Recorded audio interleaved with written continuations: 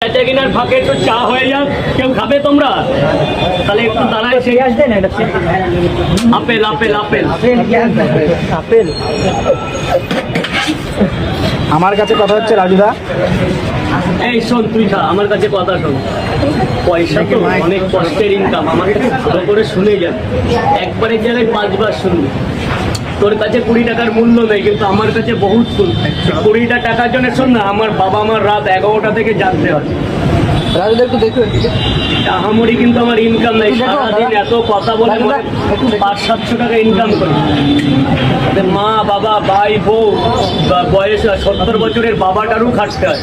তো আমার কাছে পয়সা যখন কিছু আনতে নিবি, একবারে যেন 3 বার শুনবি যে ভাই কি বলছিস।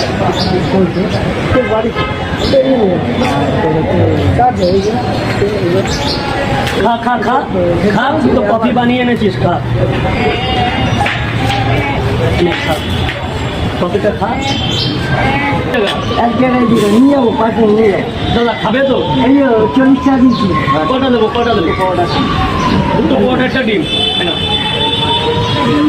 হ্যাঁ হ্যাঁ, ও জেঠু দিয়ে দিয়েছে, জেঠুরটা হয়ে গেছে, মিটে গেছে। আমার এদিকে আরে বাবা দাঁড়াও না, এনে নিয়ে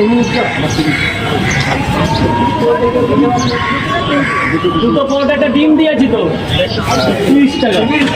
ও জেঠু, এই যে দুটো পরোটা একটা ডিম, এই যে ডিমটার ভেতরে আছে জেঠু। কোনটা? না না না, এই দে দিকে, যে পেঁয়াজ রাখ, এখানে রাখ। দিদি দাও